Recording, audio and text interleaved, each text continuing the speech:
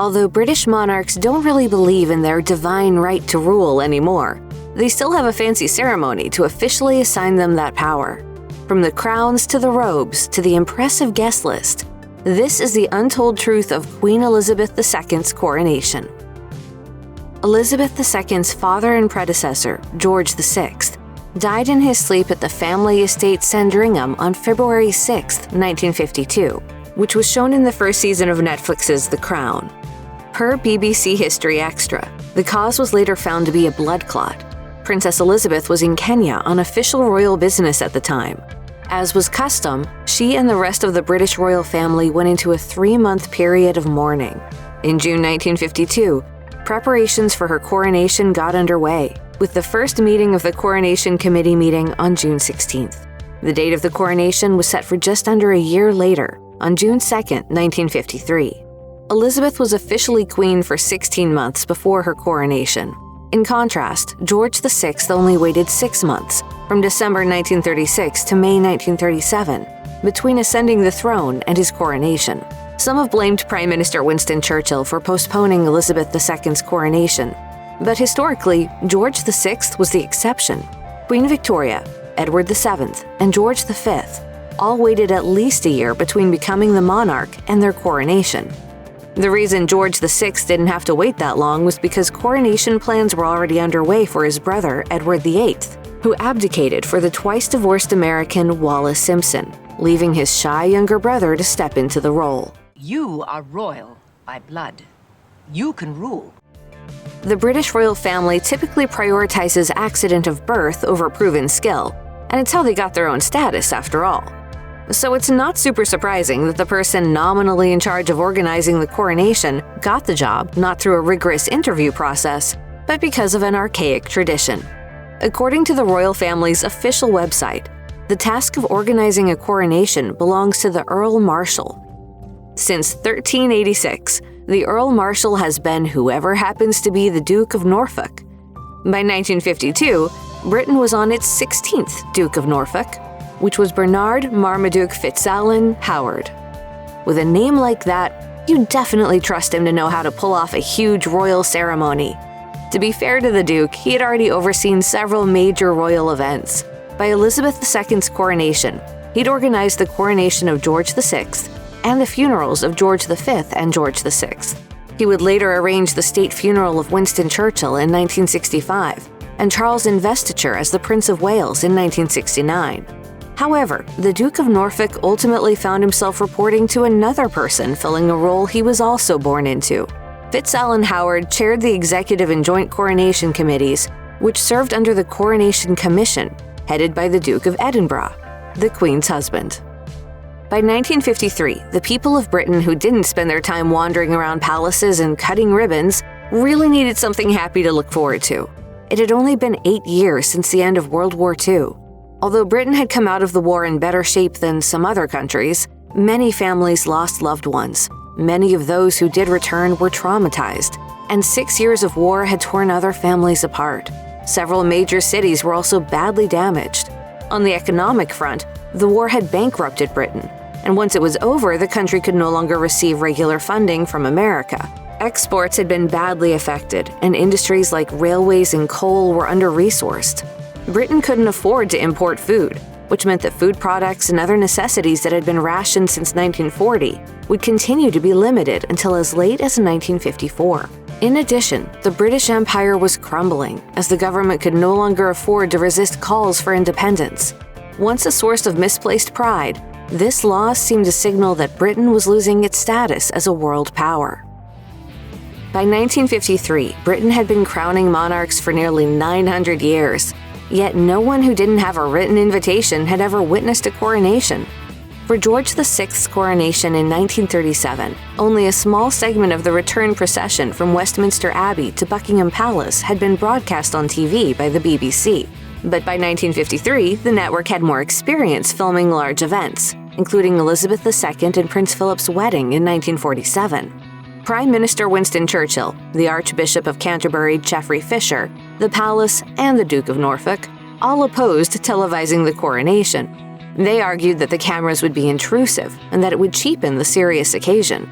However, the BBC's director of television, George Barnes, countered their concerns by pointing out that the cameras were barely noticeable and that there was great public demand. He was right.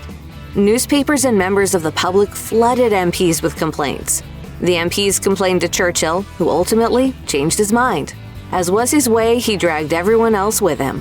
The broadcast became a pinnacle moment in the history of British TV. At that point, only 2 million people had paid for a TV license, but it's estimated that 20 million watched the broadcast. Friends, family, and even whole streets crowded around a single set for the chance to see the crowning of a queen. According to the CBC, 277 million people watched worldwide. Britain is a famously rainy nation. The committee tasked with planning the coronation did consider the possibility the Queen would get soaked. They selected June 2nd for the big day because meteorologists had estimated that it would be the least likely day of the year to experience rain. How wrong they were. Although the morning was sunny, by the time the Queen and her VIPs emerged from Westminster Abbey, the heavens had opened. Horrible. It's not meant for traveling in at all. This wasn't such a problem for the Queen and the attending dignitaries, who rode in closed carriages from doorstep to doorstep. But it somewhat dampened the atmosphere for the thousands of onlookers. Fortunately, Brits are attuned to wet weather, and one monarch braved the downpour to reward their patience. Queen Salote of Tonga won over the soaking crowds when she refused to raise the roof on her carriage, being the only participant not to do so. At the time of the coronation, Queen Salote was the only other female monarch in the Commonwealth. She was a regal, charming person who was 6'3" and rarely seen not smiling. Her gesture reportedly so touched the British public that racehorses, songs, and babies were named in her honor. The best way to assert yourself as the one monarch to rule them all is to make sure a bunch of other monarchs and heads of state attend your coronation, where they can observe your power and jewels for themselves. The guest list for Elizabeth II's coronation was full of foreign and domestic royalty and important political figures. According to the official palace website, 8,251 guests squeezed into Westminster Abbey. Attendees included the heads of the Commonwealth states and various prime ministers, including Britain's then Prime Minister Winston Churchill, who was said to have received the only cheer equal to the one the crowd gave for the Queen. These distinguished guests also rode in the processions from Buckingham Palace to Westminster Abbey and back. So did the Queen Mother and the children of monarchs and grandchildren of royal male lineages. Notably absent, however, was the controversial Duke of Windsor and his wife Wallis Simpson. Elizabeth also had her own entourage in the form of the Duke of Edinburgh and 6 maids of honor, chosen from high-ranking families by the Duke of Norfolk. One of the least famous guests present would later be the center of attention herself.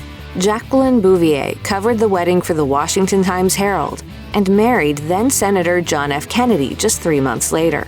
In 1961, the first couple met the Queen one-on-one when they visited Buckingham Palace for a formal dinner. Another good way to exert your status as a monarch is to have loyal subjects line the streets, cheering for you. This was also a strong feature of the 1953 coronation. People who had no chance of getting an invitation to Westminster Abbey turned up a day early and camped out along the procession route for the chance to glimpse the Queen as she passed. According to BBC History Extra, some waited up to 20 hours for this moment. And let's not forget that it rained throughout the night and on and off the next day. It's estimated that as many as 3 million people showed up to stand in the soggy London streets and cheer the procession on. Some were there for business rather than pleasure. Military personnel lined the streets, and some marched in the procession. Of the approximately 30,000 service members who took part in the coronation, 3,600 were from the Royal Navy, 16,100 were from the Army, and 7,000 were from the Royal Air Force, while the Commonwealth collectively sent 2,000 and 500 people came from the colonies. If there's one thing the British have historically loved more than watching their tax money being spent on inducting a non-elected official to rule over them, it's conquering other lands. So June 2nd, 1953 proved to be doubly triumphant for the nation. On May 29th, a British-sponsored expedition made up of Tenzing Norgay, a Sherpa from Nepal, and New Zealand explorer Edmund Hillary became the first team to officially reach the peak of Mount Everest. Since Mount Everest is pretty remote, it took a few days for the news to spread around the world. Elizabeth II heard about it before the rest of the country. She was told the night before the coronation, but newspapers broke it the following morning, on June 2nd. Norgay and Hillary missed the coronation, but they both met the Queen. Later in 1953, Elizabeth II awarded Norgay the George Medal and knighted Hillary and expedition coordinator John Hunt. According to the Evening Standard, Hillary and Elizabeth met many times until his death in 2012, and she sent a personal message of sympathy to his family. Today, we need a special kind of courage. The coronation started when Elizabeth II and Prince Philip left Buckingham Palace for Westminster Abbey at 10:26 a.m., drawn in the Gold State coach by 8 gray horses.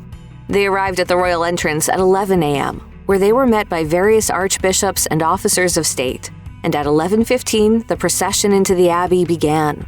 The ceremony lasted nearly 3 hours and was separated into 6 stages: the recognition, the oath, the anointing, the investiture, which included the actual crowning, the enthronement, and the homage. The anointing was considered too sacred to be broadcast on television, so this part was performed under a golden canopy held by 4 Knights of the Garter, but we know it involved removing the robe of state and the George IV diadem, and the Archbishop drawing a cross on the Queen's palms, chest, and forehead, using a blend of orange, roses, cinnamon, musk, and ambergris, poured from a solid gold jug shaped like an eagle. The anointment signaled that the Queen had been blessed to rule by the God of the Church of England. After that came the investiture, when the Queen was presented with various symbols of monarchy, including the famous orb and scepters, and was finally officially crowned with St. Edward's crown.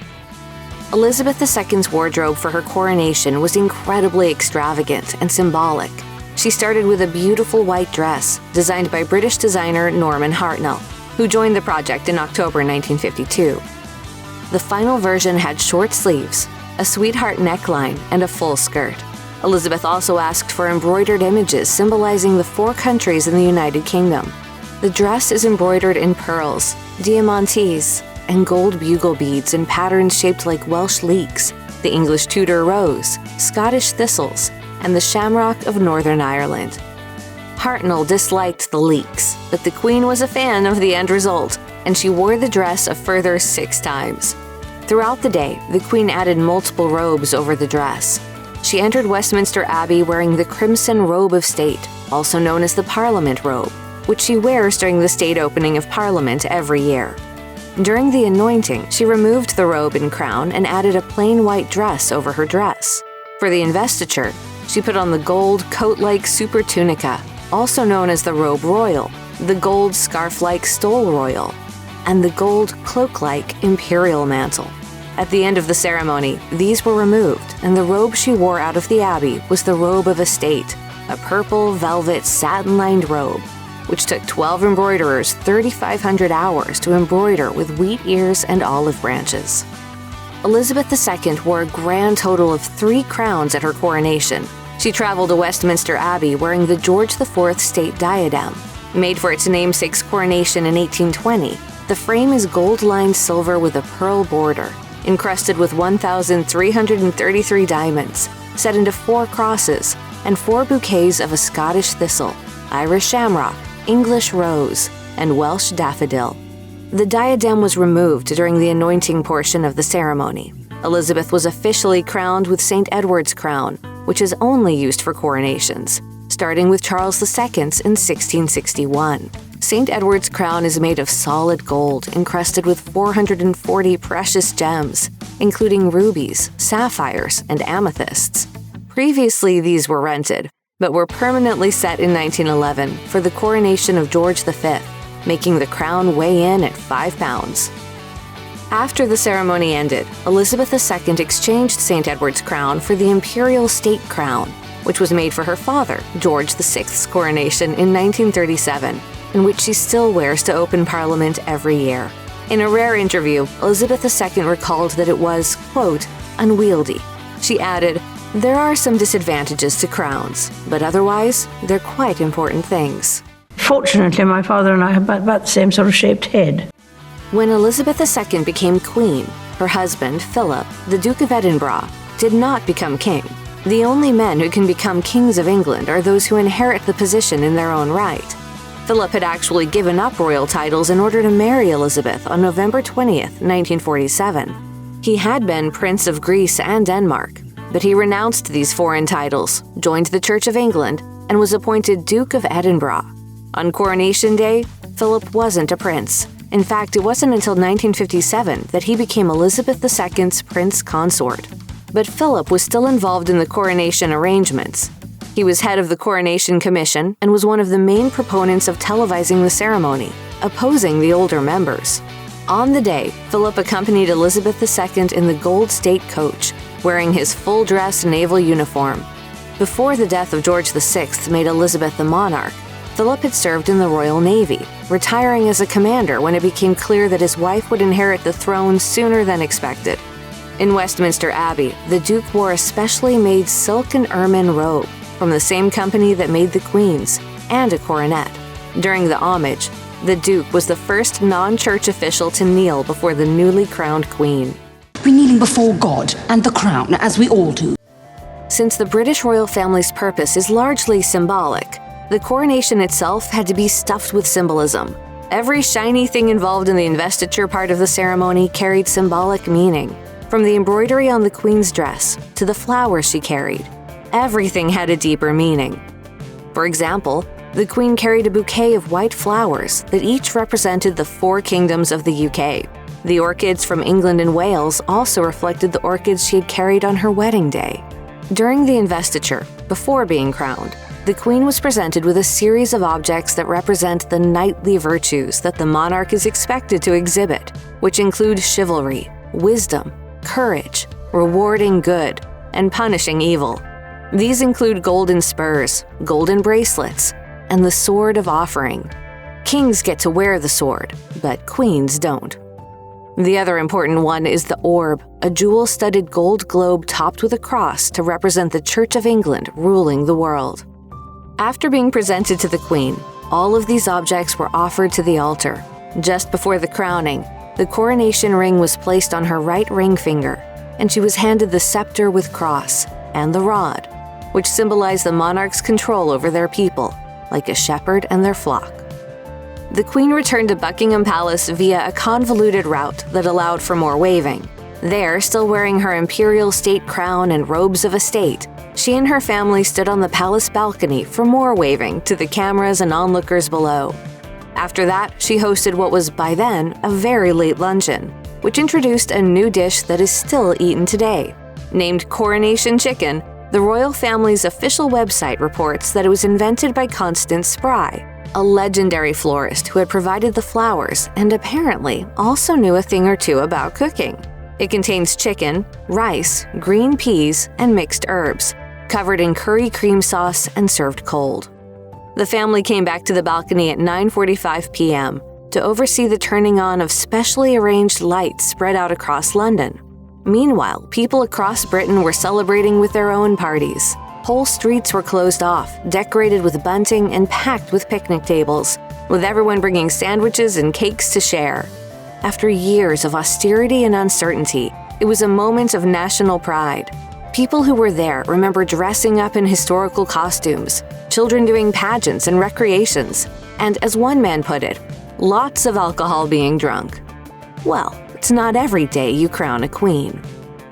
Check out one of our newest videos right here. Plus, even more grunge videos about royal history are coming soon. Subscribe to our YouTube channel and hit the bell so you don't miss a single one.